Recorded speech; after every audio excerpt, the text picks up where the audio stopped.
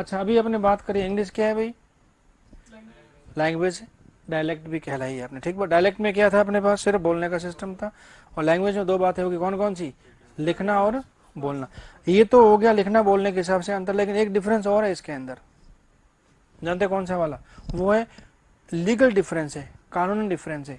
एक है अनुसूची, हमारे पास अनुसूची जो बोली को भाषा का दर्जा देती है, वो कौन सी है, हाँ, इसका जब तक बोली 8 अनुसूची में नहीं आती तब तक वो भाषा बनती ही नहीं है, ये लीगल डिफरेंस है। बाकी बोलना लिखना तो क्या डिफरेंस हम समझ सकते हैं, तो दो डिफरेंस हो गए अपने पास, लिखने बोलने वाला और लीगल डिफरेंस हो गया आपका, ठीक बात है। तो जब तक अनुसूची में नाम नहीं आता ना तब तक उसे भाषा का दर्जा मिलता ही नहीं है। तो जो राजस्थानी हमारी क्या है, ये भाषा है कि बोली है, भाई साहब, जब तक अनुसूची में नाम नहीं आएगा ना तब तक ये बोली ही रहेगी, भले आप इसको भाषा बोल दो। हालांकि राजस्थान विश्वविद्यालय, राजस्थान यूनिवर्सिटी राजस्थानी में पीजी करवाता है, लेकिन भाषा का दर्जा अभी से प्राप्त नहीं है। जानते इसकी वजह क्या है, कई सारी वजह है, क्योंकि राजस्थान के अंदर पता नहीं भाई साहब सैकड़ों बोलियां हैं, अब कौन सी वाली प्योर राजस्थानी आज दिन तक पता नहीं चला, इसलिए इसको दर्जा देने में क्या आ रही है, बड़ी दिक्कत आ रही है, ठीक है। मान लो ढूंढारी को कर दिया राजस्थानी, तो मेवाती वाला आएगा कि मेरा क्या हुआ, शेखावाटी वाला आएगा कि मेरा क्या हुआ, मारवाड़ी तो हमारी भाई साहब है। तो ये समझ नहीं आ रहा कि किसको दर्जा दिया जाए, तो बड़ी विडम्बना है इसके अंदर ना, इसलिए बड़ा लोचा हो रहा है। कई बार आवाज उठाते कहते इसको भी मान्यता प्राप्त दो, सब राज्यों की राजस्थान की क्यों नहीं है, तो ये मल्टी हिसाब किताब है। तो जैसा हमारा हिंदुस्तान है ना, वैसा वैसे क्या है, राजस्थान है, बिल्कुल रंग रंगीला है हिंदुस्तान, वैसे कौन है, राजस्थान, इसलिए बड़ी दिक्कतें आ रही है इसके अंदर। तो फिर आते हैं किस पे अपने जहां आना चाहिए था। सेंटेंस क्या होती है आपकी, सबसे बड़ी यूनिट होती है, उसे छोटा क्या होता है, क्लॉज, फिर क्या होता है, फ्रेज, फिर क्या होता है, वर्ड, फिर क्या होता है, लेटर, और फिर साउंड सिस्टम आपका शुरू हो जाता है, ठीक बात है। अब क्या होगा देखिए, तो सेंटेंस में होते क्या है बेसिकली,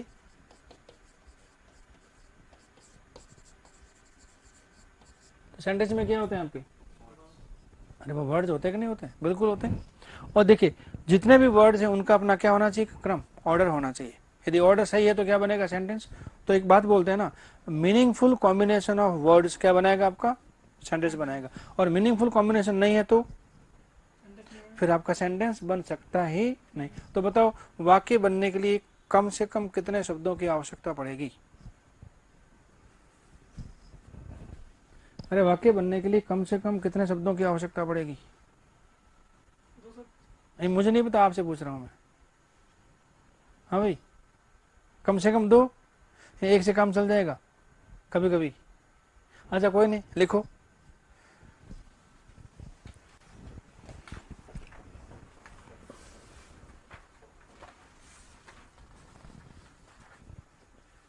क्या हुआ, कुछ नहीं हुआ, हुआ ना। जब मैंने बोला लिखो, कितने शब्द है इसमें, तो बात आपको समझ में तो आ गई। आप फट से पेन खोला कहते बोलो, और बोले नहीं, आप बैठे इंतजार करेंगे, बोले तो लिखे अरे भाई साहब इंपेरेटिव सेंटेंस में एक शब्द से काम हो सकता है। अच्छा लिखो कि अंग्रेजी क्या है, राइट। बैठो कि अंग्रेजी क्या है, बैठ जाओ नहीं, सिर्फ बैठो, क्या होगा, सिट। खड़ा रहे तो क्या बोलेंगे, खड़ा हो जा नहीं, खड़ा रहे क्या होगा, स्टैंड अरे समझ रहे कि नहीं भाई। तो एक शब्द से आपका वाक्य बन सकता है, लेकिन कब बनेगा वो, जब इंपेरेटिव सेंटेंस होगा। तो और इंपेरेटिव सेंटेंस का मतलब होता है आज्ञार्थक वाक्य होता है, जिसमें सब्जेक्ट यू छुपा देते हैं। तो इंपेरेटिव सेंटेंस आपका बन सकता है सिंगल वर्ड से, बाकी कम से कम 2 शब्दों का होना क्या जरूरी है। कौन कौन से 2 शब्द, एक सब्जेक्ट और एक फाइनाइट वर्ब, उसके बगैर सेंटेंस बनेगा ही नहीं। तो शब्द हैं, शब्दों का अपना क्या होता है, एक ऑर्डर, और ऑर्डर क्या डिसाइड किया पता है, अभी मेन बात करें तो क्या होता है, शब्दों का ऑर्डर क्या होता है, देखिए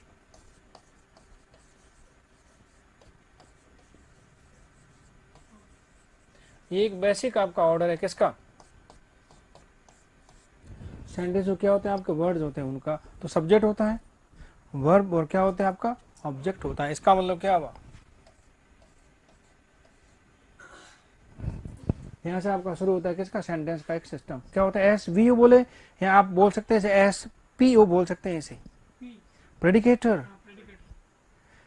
वैसे भी हैं, लेकिन बोलते हैं क्या इसको टेक्निकली ग्रामेटिकली क्या बोलते हैं, इसे भाषा के हिसाब से प्रेडिकेटर बोलते हैं। तो इसे एस वी बोले या फिर, अब आगे दो हटा दिए फिलहाल क्योंकि उसकी जरूरत नहीं है। तो अभी क्या लिया आपने, 3 यूनिट लिए अपने, कौन सी, सब्जेक्ट, वर्ब और क्या होगा आपका ऑब्जेक्ट। ठीक बात है। तो 3 यूनिट बनी अपने पास, कौन कौन सी, सब्जेक्ट, वर्ब और ऑब्जेक्ट। और इस क्रम में दिए आपके वर्ड्स नहीं आ रहे तो आपका सेंटेंस बनेगा ही नहीं।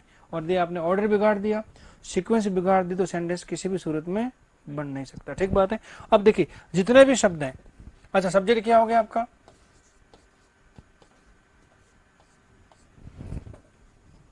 अरे करता होता है कि नहीं भाई। अच्छा सब्जेक्ट कौन होता है, करता होता है। करता का मतलब क्या होता है, डूअर के नॉन डूअर, क्या बात कर रहे हैं। अच्छा करता हमेशा डूअर होता है, हाँ छठी क्लास से ठीक है, लेकिन आपकी अंग्रेजी थोड़ी दूसरी वाली है। तो सब्जेक्ट हमेशा डूअर होना जरूरी नहीं है। अच्छा एक सेंटेंस बोलता हूँ normally, a stone is lying on the road.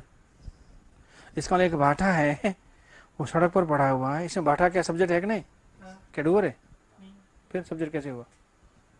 तो सब्जेक्ट डूअर हो भी सकता है और नहीं भी, लेकिन हमने क्या कि याद कर लिया कि सब्जेक्ट का मतलब क्या होता है, और कर्ता का मीनिंग हर बार डूअर नहीं होता है। इसका मतलब इनएक्टिव सब्जेक्ट भी होता है। कैसे होता है, और कुछ कैसे होता है, जो काम करता है, जैसे राम भाग रहा है तो राम क्या कर रहा है, एक्टिव है, और पत्थर पड़ा हुआ है तो इनएक्टिव सब्जेक्ट है। कहाँ दिक्कत है, तो सब्जेक्ट हमेशा डूअर होना जरूरी नहीं है। ठीक बात है। अच्छा वर्ब क्या होता है, क्रिया, और ये क्या हो गया आपका, क्रिया कर्म नहीं है ये इट्स कर्म। ठीक बात है। अच्छा सब्जेक्ट का संबंध किससे होता है, फाइनाइट वर्ब से। ऑब्जेक्ट का संबंध किससे होता है, ऑब्जेक्ट का संबंध है।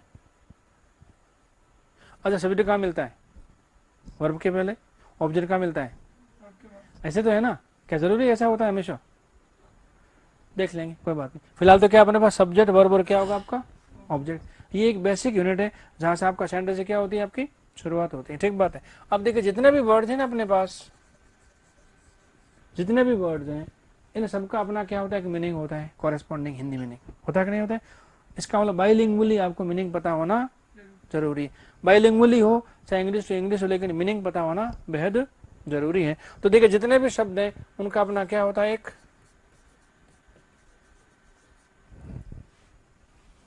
नेचर। नेचर का मतलब प्रकृति, प्रकृति से मतलब स्वभाव, स्वभाव से मतलब मीनिंग। तो ये नेचर से मतलब क्या है, हर शब्द का अपना क्या होता है, एक मीनिंग होता है। क्या बोलेंगे अब इसे, नेचर, नॉट नेचर, नहीं क्या है नेचर। क्योंकि अभी बताया ना, final R, final R E, final double R और आर प्लस कॉन्सोनेंट ना, आर प्लस वाउल र। ठीक बात है, अदरवाइज नहीं। अच्छा हर शब्द का अपना क्या होता है, एक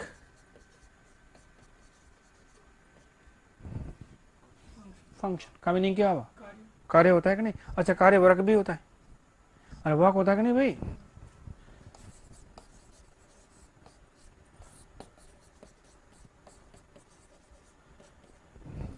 कुछ फर्क है यहाँ सिनोनिमस से।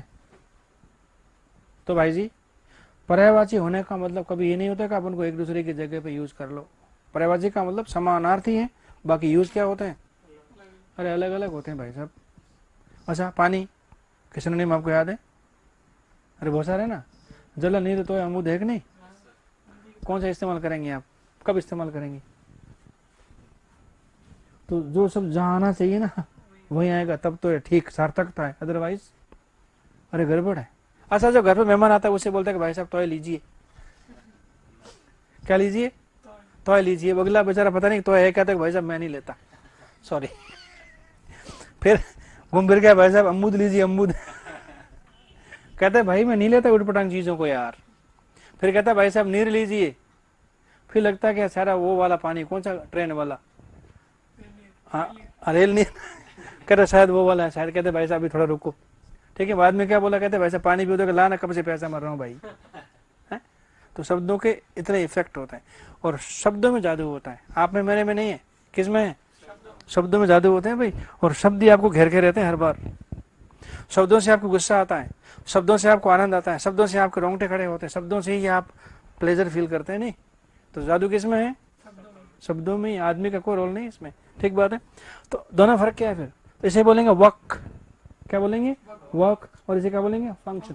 वर्क नहीं है क्योंकि आर फॉलोड बाई कॉन्सोनेंट, हर रो इज गायब।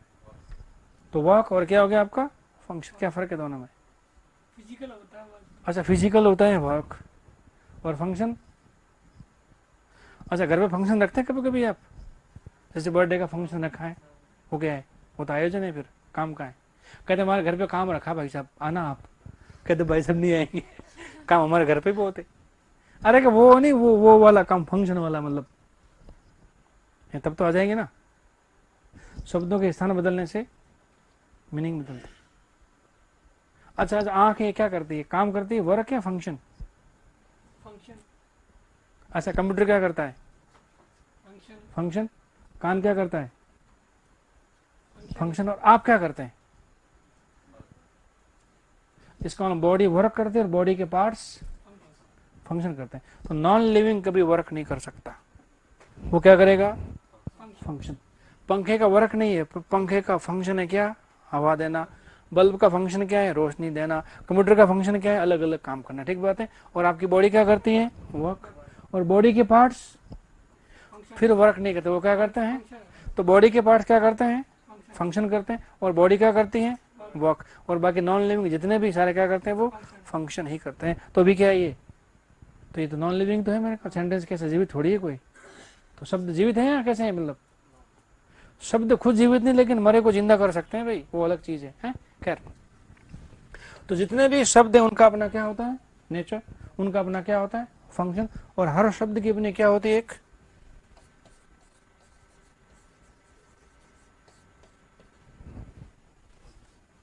शब्दों को यदि आपने अपनी मर्जी से यूज करना शुरू कर दिया तो गलत हो जाएगा। हर शब्द अपना एक स्थान लेके चलेगा, और यदि आपने स्थान बदल दिया उसका तो क्या होगा? अर्थ का अनर्थ। तो हर शब्द का अपना क्या होता है? एक नेचर।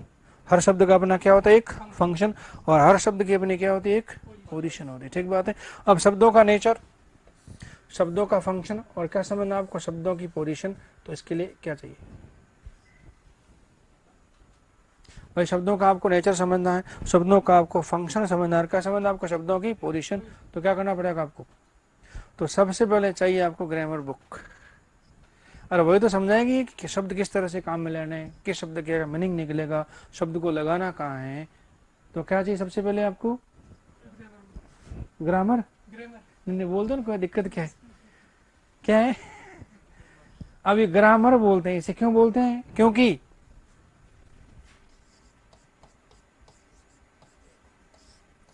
हमें लिखा मिलता है ये बार बार जगह जगह, ये कभी ग्रामो नहीं लिखा मिलता। क्या मिलता है? तो जो ग्रामर जो उच्चारण है उसका हिंदी वर्जन क्या कर दिया, और हम उसी हिंदी को कहाँ लेके चलते हैं? इंग्लिश में। और वहां क्या होती फिर? अरे दिक्कत हो जाती भाई साहब। और सिर्फ ग्रामर बोल दिया तो हमारा तो सारा धुला धुला हिसाब किताब का बिगड़ जाएगा फिर सारा का सारा। तो क्या चाहिए सबसे पहले आपको? ग्रामर बुक चाहिए। डबल एम होता है कि सिंगल एम होता है?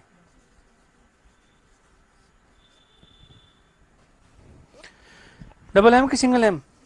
देख लो आप, पक्का ना? कोई दिक्कत थोड़ी। कहता ये तो इतना कॉन्फिडेंट है, मतलब लॉक कर दिया जाए इसे। सही है ना स्पेलिंग? कोई दिक्कत थोड़ी है। तो सबसे पहले क्या चाहिए आपको? ग्रामर बुक चाहिए। और ग्रामर बुक यदि आपके समझ में आ जाती तो वेल एंड गुड, मतलब इससे बढ़िया बात तो हो नहीं सकती। और ये तो पक्का है कि बुक कभी टीचर नहीं बन सकती, तो आपको पढ़ाने वाला तो चाहिए भाई। अपने आप समझ में आ गई तो इससे बढ़िया बात, आपको ट्यूशन सुनने की आपको जरूरत नहीं है। और समझ में नहीं आई है तो फिर कौन चाहिए? टीचर, ट्यूटर के मेंटर या गाइड? इन सब के मतलब एक ही है। कौन गाइड चाहिए, या मेंटर चाहिए, या ट्यूटर चाहिए, या टीचर चाहिए? दो शब्दों को एक बार निकाल दो, मेंटर और गाइड को तो आप साइड में कर लो। बच्चे अपने पास दो शब्द कौन से? टीचर और क्या हुआ? ट्यूटर। टीचर नहीं और मेंटर नहीं, क्या हुआ? टीचर और क्या हुआ? मेंटर। कौन चाहिए फिर आपको? अरे सॉरी, ट्यूटर या टीचर कौन चाहिए? मेंटर को एक बार निकाल दीजिए। टीचर। अच्छा टीचर चाहिए, ट्यूटर नहीं। अच्छा टीचर से तो आप तो बहुत पढ़ लिए अब तक। टीचर ने क्या किया, आपका सिलेबस पूरा करा दिया, आपके समझ में आया नहीं आया वो गुरुजी की टेंशन नहीं है, पढ़ा दिया, खत्म हो गया हिसाब किताब।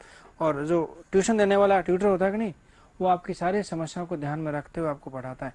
आपको कब कौन सा दर्द उठेगा, कब कौन सा सूल उठेगा, उस सब के दर्द की दवा उसके पास पहले से होती है। तो ट्यूटर का मीनिंग क्या होता है, निजी अध्यापक, जो आपकी सारी समस्या पहले से जानता है। आपको सवाल पूछने की जरूरत ही नहीं पड़ेगी, और जब सवाल दिमाग में आएगा तो अगले स्टेप में आपको आंसर मिल जाएगा उसका। और वो होते हैं हम लोग जो यहाँ खड़े होते हैं। तो we are not teachers, we are tutors, we are not salaried man, we are businessman है।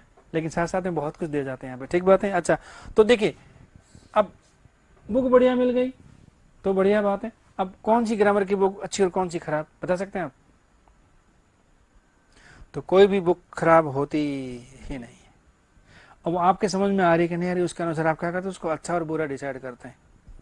कॉन्सेप्ट कभी चेंज नहीं होंगे, कभी चेंज नहीं होंगे। नाउन तो नाउन ही रहेगा भाई साहब, मैं लिखूं चाहे कोई और लिखेगा, रेनर मार्टिन आ जाएंगे दोबारा जिंदा होंगे तब भी वही रहेगा हिसाब किताब, कभी नहीं चेंज होगा। इसका मतलब लिखने का थोड़ा सा तरीका और समझाने का तरीका जो होता है, वहीं से बुक अच्छी बनती है और बुरी बनती है। बाकी किताब कोई गलत बुरी होती ही नहीं, सारी बढ़िया होती है, ठीक है। कॉन्सेप्ट कभी चेंज नहीं होता है। कई बार बोलते हैं ना ये किताब अच्छी है, अरे एक ही किताब अच्छी थी फिर अलग अलग किताबें क्यों है सबके पास? अच्छा, कई बार बोलते हैं हिस्ट्री किताब कौन सी अच्छी, अरे भाई साहब सैकड़ों राइटर हिस्ट्री लिखने वाले है कि नहीं, और हर किताब बिकती है। इसका सबसे अच्छी कौन सी फिर? सारी की अच्छी है, सबसे अच्छी का तो हिसाब किताब बनता है नहीं। तो वो भी बात यहाँ पर भी लागू होती है आपकी, ठीक बात है। तो कौन सी भी आपको यहाँ पे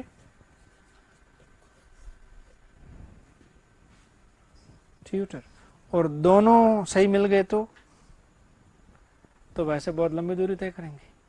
भाई किताब आपको बढ़िया मिल गई और ट्यूटर आपको बढ़िया मिल गया तो पक्का आपका भाग्य खुलने वाला है बहुत जल्दी, साल भर के अंदर अंदर, मतलब जितना जल्दी आपका एग्जाम हो जाए, ठीक बात है।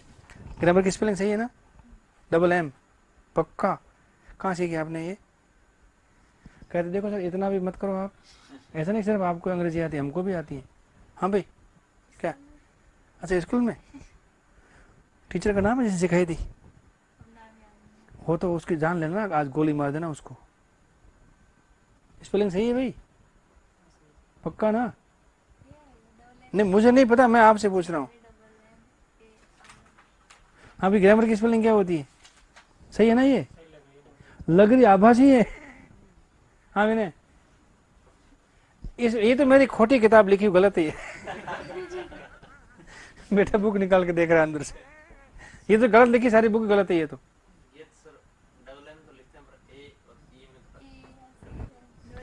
ये भाई साहब कभी ई था ही नहीं, हाँ कभी ई था ही नहीं, ये कहां से आया ऊपर वाला जाने। क्यों आया पता है? जैसे बोलते हैं टीचर ईयर, वैसी ग्रामर ईयर, ये हमारे द्वारा बनाई गई स्पेलिंग है, और जो हम स्पेलिंग बनाते हैं वो नॉर्मली सही नहीं होती। तो दिस इज नॉट ग्रामर, क्या होता है? इट्स ग्रामर, AR होता है ना कि